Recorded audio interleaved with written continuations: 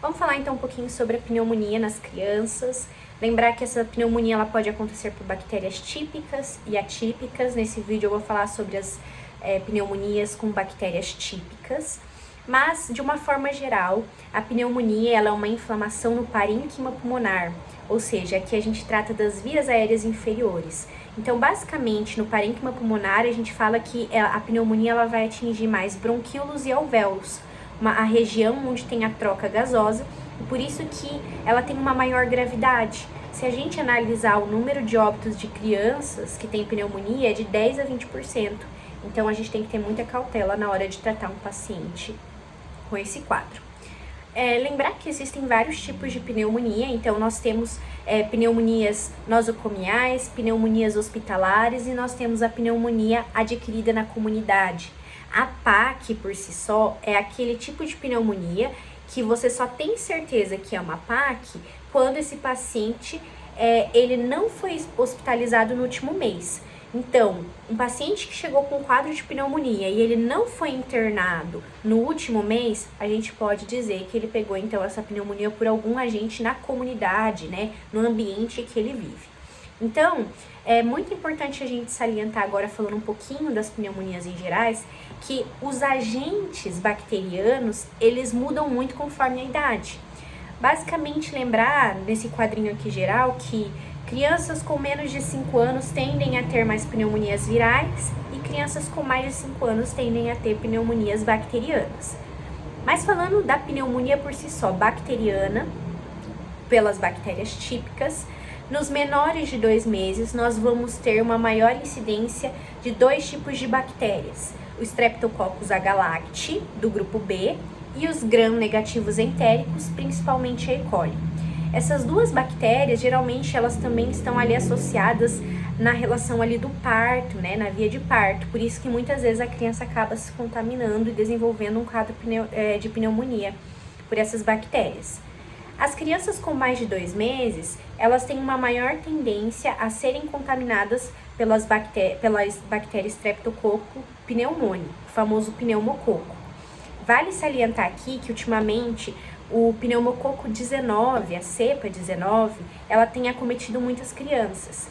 E muitas vezes elas acabam desenvolvendo um quadro de pneumonia porque a vacina que cobre o pneumococo, a Pneumo 10, que está no calendário atual, ela não cobre o pneumococo 19. A única vacina de pneumococo que cobre, que cobre a cepa 19 é a pneumococo 13. E não a pneumo 13 e não a pneumo 19, tá? E não a pneumo 10. Então, a pneumo 13, ela só é oferecida para aqueles pacientes que vão tomar em um ambiente mais específico, que é o CRI ou no particular. Por isso que aumentou os casos de pneumonia por pneumococo 19.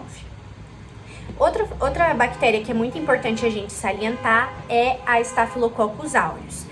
A maioria das bactérias por pneumonia, o que acontece? A gente aspira a bactéria até o pulmão. A Staphylococcus aureus, principalmente em crianças com menos de 1 ano, ela tende a entrar por outra via. Ela tende a entrar por portas de entrada, como por exemplo um impetigo, um abscesso, uma artrite, uma artrite, não lembro o termo, mas uma artrite inflamada, alguma coisa assim. E o que acontece? Ela cai na corrente sanguínea e vai para o pulmão. Esse tipo, a Staphylococcus aureus, ela não é tão comum comparada ao pneumococo. O pneumococo é o agente mais comum em maiores de 2 anos. Mas ela é um pouco mais grave, ela causa uma pneumonia mais grave e essa pneumonia tende a evoluir para complicações como derrame ou até mesmo a pneumatocele. A pneumatocele, só para lembrar um pouquinho, é como se fossem cistos no parênquima pulmonar. Na fotinho do lado eu vou colocar um raio-x onde tem uma bolinha ao redor. Aquilo é um cisto, é uma parede fina, tá? Que demonstra então um quadro de pneumatocele. Bem, falando um pouquinho então sobre o quadro clínico, muitas vezes o paciente, a gente não consegue dar o diagnóstico logo de cara de pneumonia, porque ele vai chegar com um quadro clínico catarral, muito parecido com resfriado, e aqui está a importância da gente sempre alertar os pais. olha, a gente está tratando para um resfriado, mas caso a criança apresente alguns sintomas de piora, e aqui a gente vai ver que principalmente a taquipneia, então se você falar, se a criança ficar com a frequência respiratória um pouquinho mais ofegante, procura o hospital de novo, porque pode ser um quadro de pneumonia. Então aqui ela vai ter tosse, coriza, espirros, catarro, enfim, vai ter uma série de sintomas que muitas vezes a gente não vai conseguir identificar depois, logo de cara, ali na hora da ausculta pulmonar, você não consegue encontrar as alterações da pneumonia. E aí, depois de uns dias que ela volta, porque ela não melhorou, você identifica, então, outros sinais de pneumonia no exame físico. Então, assim, ela começa com pródomos catarrais, aí depois a criança pode evoluir por ser uma doença um pouco mais intensa, com febre, tosse, e daí no exame físico a gente vai achar algumas particularidades. A mais importante é a taquipneia. Então, o aumento da frequência respiratória, aqui tem os valores, então, lembrar, menos de 2 meses, um macetezinho, né? Com menos de 60 dias, a frequência respiratória tem que ser maior ou igual a 60. Daí, de 2 a 11 meses, maior ou igual a 50, e de 1 a 4 anos, maior ou igual a 40, tá? Então, se ele tiver um aumento da frequência respiratória, outro fator que a gente vai observar, se tiver no começo do quadro, a gente pode auscultar os estertores. O que seriam isso? No começo do quadro, a gente vai ter um exudato, né, um líquido ali dentro dos alvéolos. E aí, quando o ar, durante a inspiração, ele entra nos alvéolos, ele meio que rompe aquela bolha de água, de ar que estava ali dentro do alvéolo. E isso faz um barulho, que é o estertor. Então, esse estertor, ele geralmente é mais auscultado na inspiração. Mas é muito difícil pedir para a criança, inspira para conseguir ouvir, porque ainda mais se for pequenininha, né? Conforme o quadro avança e vai piorando, aquele líquido, começa a evoluir para uma consolidação. Então, começa a ficar um exudato e começa a gerar, então, uma secreção um pouco mais consistente. E aí, nesse momento, na hora que a gente faz o exame físico, a gente observa um frêmito tóraco vocal aumentado, maciez ou submaciez na percussão, né? Porque tem aquela barreira sonora que é a consolidação. Bem, esses seriam algumas características do exame físico, tá? E além disso, a gente pode encontrar a tiragem subcostal. Esses seriam os sinais mais comuns. Agora, nem sempre algumas vezes a gente pode encontrar sinais de gravidade. E quais seriam os sinais de gravidade? A tiragem subcostal. Um adendo aqui é que a tiragem subcostal, em algumas questões, não é considerada mais um sinal de gravidade. Mas geralmente a gente vai falar que é um sinal para a gente indicar a internação, tá? Por que ocorre a tiragem subcostal? Quando você vai fazer a inspiração, quando você está com o pulmão consolidado, você tem uma diminuição da complacência pulmonar. E o seu pulmão ele tem que fazer mais força para expandir. Aí, ele acaba, então, utilizando mais a força do diafragma, fazendo, então, a tiragem subcostal, tá? Utiliza mais a força do diafragma para poder fazer essa expansão. O batimento de asa nasal também é um sinal de gravidade e a gemência. O batimento de asa nasal é porque, então, é uma tentativa da gente conseguir inspirar mais oxigênio. E a gemência porque aquele local tá consolidado, então é meio que o organismo, ele reproduz esse som, assim, uma gemência. Bem, falando um pouquinho, então, dos exames que a gente pode fazer, nós podemos fazer a avaliação complementar com raio-x de tórax. Só uma informação importante. O diagnóstico da pneumonia, basicamente, vai ser clínico pelo exame físico. Porém, a gente pode lançar mão do raio-x e de alguns exames para que a gente consiga confirmar o nosso diagnóstico, mas lembrando que nem sempre a radiografia de tórax vai estar alterada, tá? O raio-x de tórax não é uma obrigatoriedade. Se você já tem uma clínica, você já pode começar a tratar, tá? Porque às vezes não deu tempo de evoluir para aquela pneumonia evoluiu de forma que ela apareça naquele raio-x. Mas o raio-x de tórax, ele é necessário caso a gente tenha que fazer uma indicação na internação, tá? E outro fator muito importante é que o raio-x de tórax não é necessário para avaliar a cura. Muitas vezes você começa a tratar aquele paciente, ele melhora os sintomas e aí você vai radiografar e ele ainda tá com uma consolidação, ele tá com raio-x alterado. Isso não significa que ele não curou, porque existem estudos que falam que por mais que você tratou a pneumonia, ela pode permanecer no raio-x alterada por algumas semanas ou até meses, tá? Então, assim, faz o raio-x se você for internar. Outro fator que é importante a gente ver, então, quais são as alterações que podem ser apresentadas no raio-x. Então, o padrão que vai sugerir principalmente nas crianças também uma pneumonia bacteriana é uma consolidação com aerobroncograma e uma pneumonia redonda. Eu vou explicar então aqui um pouquinho sobre essas imagens. Então, na imagem do lado, a gente tem uma consolidação com aerobroncograma. Basicamente, toda essa parte esbranquiçada que tem aqui é a consolidação dos alvéolos.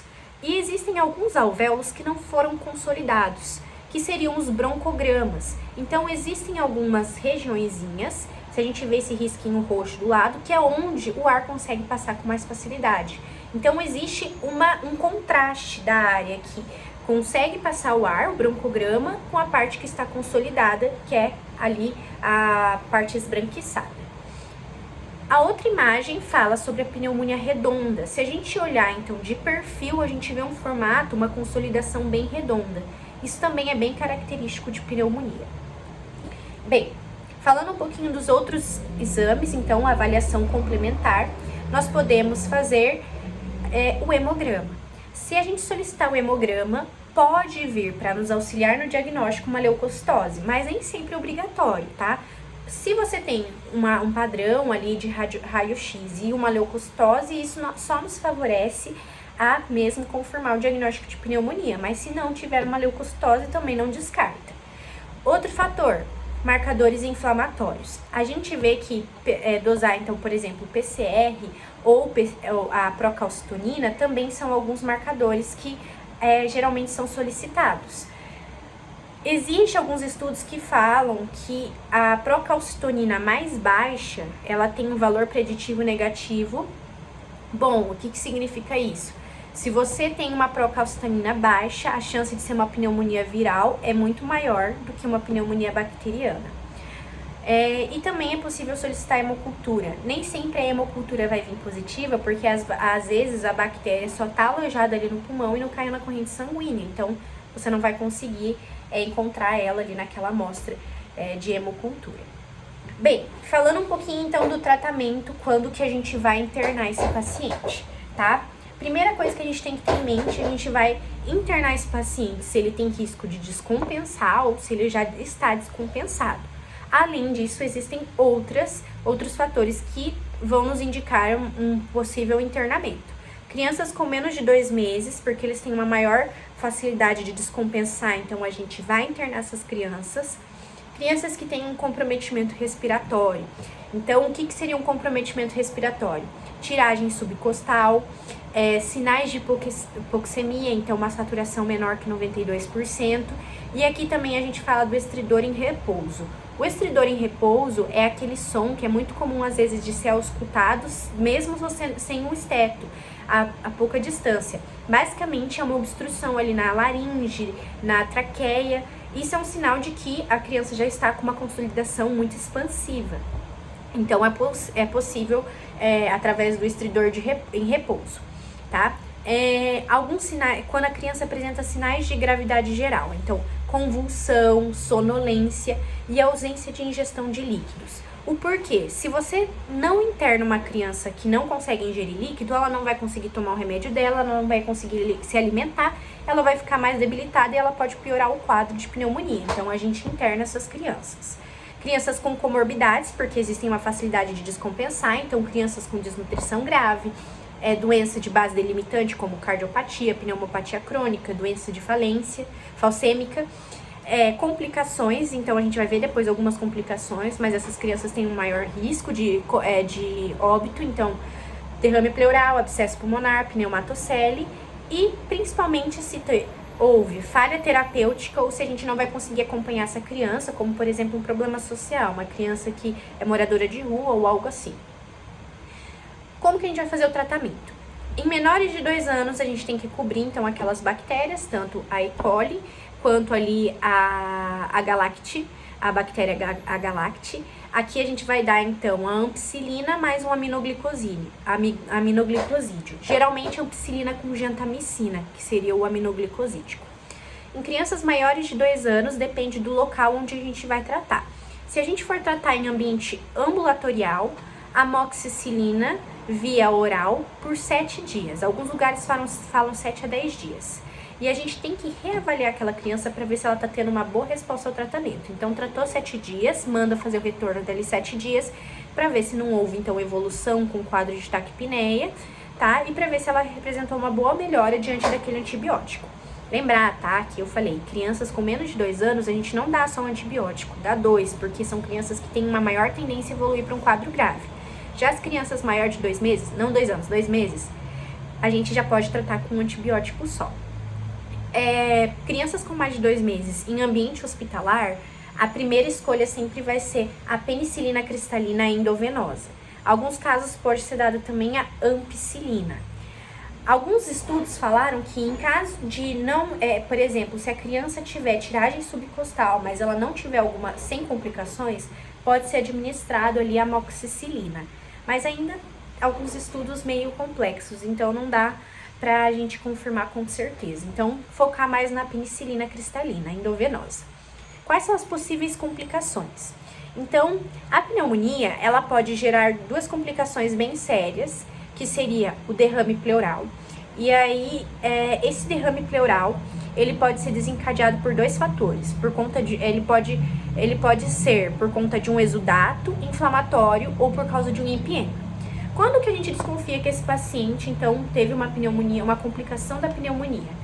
Paciente, você começou a administrar o medicamento, dali 48, 72 horas, ele não melhorou, ele apresentou uma falha terapêutica, a primeira coisa que a gente pensa é derrame pleural. Então, primeira coisa que a gente vai fazer. Então, só pensar um pouquinho assim, o que a gente vai fazer, eu já vou mostrar o fluxograma, mas no derrame pleural, a gente vai fazer um ultrassom, vai avaliar se existe uma lâmina de secreção ali, que a gente vai ver se é exudato ou empiema. Se for um exudato inflamatório, o tratamento vai ser com antibiótico, e se for um empiema, a gente vai fazer a drenagem. Então, faz uma mais de 1 centímetro de lâmina, a gente vai fazer uma toracocentese. Então, a gente investiga com um exame, ultrassom, mais de 1 centímetro de lâmina, faz uma toracocentese, e aí avalia se é exudato inflamatório ou um empiema. Falando então um pouquinho como que a gente vai fazer. A criança não apresenta melhora entre 48 a 72 horas. O que a gente vai fazer? A gente vai desconfiar de alguns fatores. Primeiro, ela não está recebendo o antibiótico direito. Segundo, aquele antibiótico não é sensível ao tratamento dela. Terceiro, ela apresenta um quadro de derrame. E aí aqui a gente vai pensar então no derrame. Estou desconfiando de um derrame. O que eu vou fazer? Um raio-x e um ultrassom. Se nesse meu raio-x e ultrassom eu encontro mais de 1 centímetro de lâmina, eu vou então fazer a minha toracocentese, tá?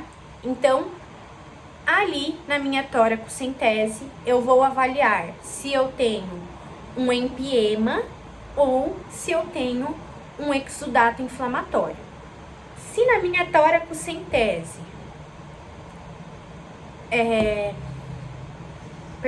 deixa eu ver.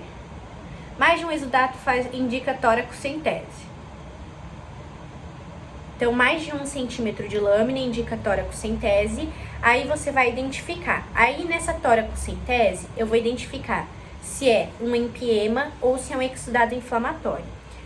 Muitas vezes eu já faço a toracocentese, já tiro o líquido, vejo que é purulento, a tendência a ser um empiema é muito grande. Mas às vezes não, às vezes esse líquido ainda não está purulento. Aí algumas características dizem a favor que provavelmente é um empiema. Um pH menor de 7,2, uma glicose menor que 40 e presença de bactérias. Tá, descobri que é um empiema. O que eu vou fazer? Drenagem, tá? Então, eu vou drenar e vou permanecer. Aí, nesse caso, descobri que é um empiema, eu vou fazer a drenagem. Mantém o antibiótico que estava tomando? Tudo depende. Eu tava tomando a amoxicilina, Amox VO. Se for VO, melhor agora a gente dá então um parenteral, um endovenoso. Aí eu troco para penicilina. Agora, se eu já tava dando penicilina, pode manter a penicilina enquanto faz a drenagem. Agora, vamos supor que eu fiz ali a toracocentese e não deu um empiema, deu um exudato inflamatório. O que eu vou fazer? Eu vou continuar com o meu antibiótico. E aí, basicamente assim, eu continuo com aquele antibiótico, ele não teve resultado. O que pode ser que ele demore um pouco mais para ter resultado, porque o próprio exudato inflamatório, ele atrapalha o processo de tratamento, ele demora mais para tratar, mas ainda a paciente vai conseguir apresentar melhora mesmo mantendo aquele antibiótico. Caso eu desconfie que seja uma outra bactéria, eu posso até mudar o antibiótico. E se ainda assim existe a possibilidade de não ser aquela bactéria que eu imagino, aí eu vou ter que trocar para um antibiótico que eu acho que vai fazer efeito.